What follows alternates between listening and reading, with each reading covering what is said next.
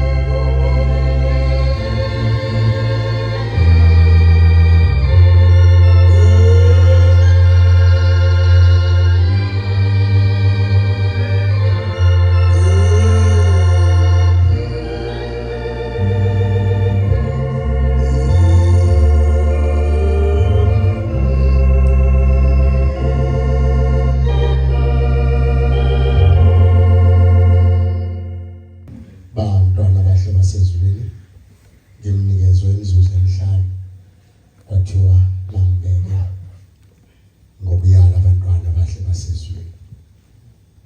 Umdlalifa ezinhle zezulu siyabonga ukuba nikwazi ukuphumelela kwi-exam prayer yabantwana abahle basezulwini. Amen. Amen. Umdlalifa ezinhle zasezulwini elapha phakathi kwalomuzi e-UCT. Anginawo amagama amaningi kodwa amagama enginawo awokubonga.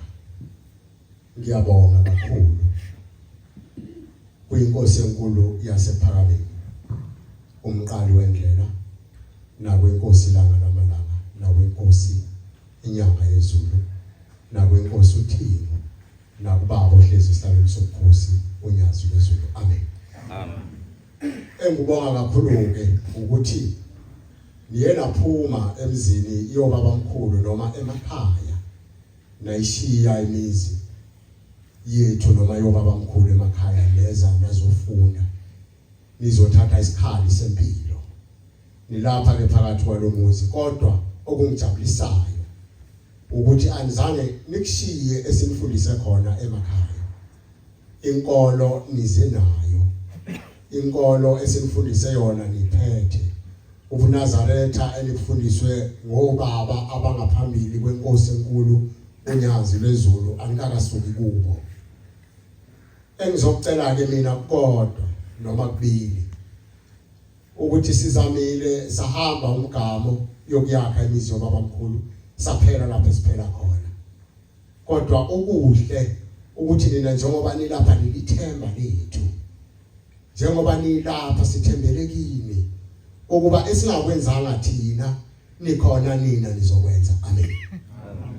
Njengoba nilapha umuntu nomuntu isifiso sakhe noma kwi-vision yakhe yokubuka umuzi wakubo noma ikhaya phuma kulona, kufanele ubheke manje ebese ucela uNkulunkulu ukuthi Nkosi ngiyacela qabadele ukuthi njengoba ngiphuma kuleli khaya elihlwempu, njengoba ngiphuma kuleli khaya ngifundiswa ugogo, njengoba ngiphuma kuleli khaya ngifundiswa umkhulu, ngiyacela Nkosi ungenze isibani kulo.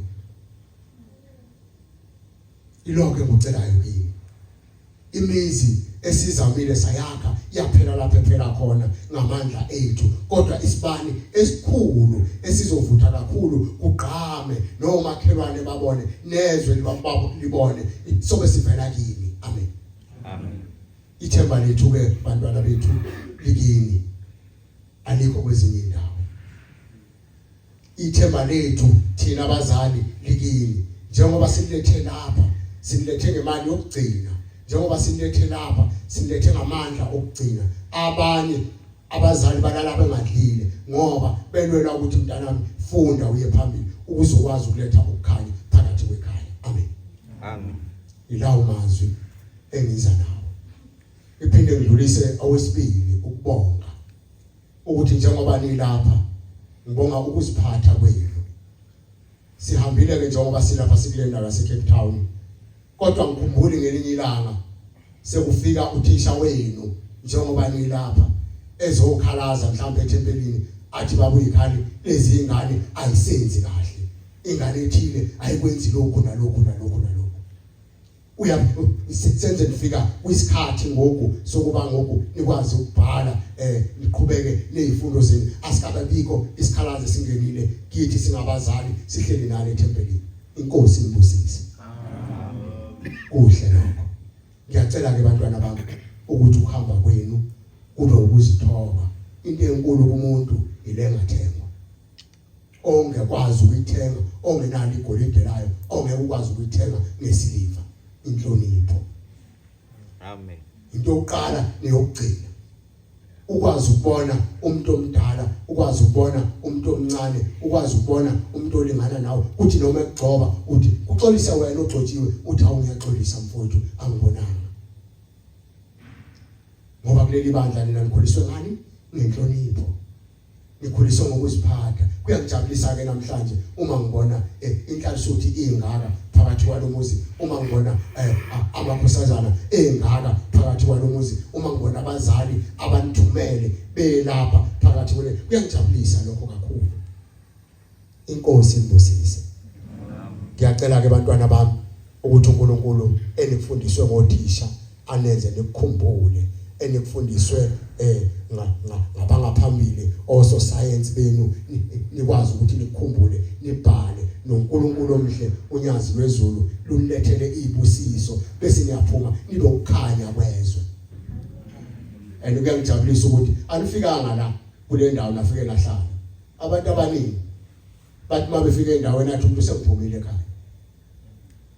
Afika afihla inhloko athi hayi abasangiboni, ingani umama wami umkhokheli, hayi sengiphumile kuye ngila, ubaba wami umshumayeli sengiphumile kuye ngila, ngizokwenza into engiyithanda. Aniyenzi into engiyithandayo, nisahamba ngomthetho enifundiswe kuwo emakhaya nabaphathi benu. Ngiyabonga. Inkosi inibusise.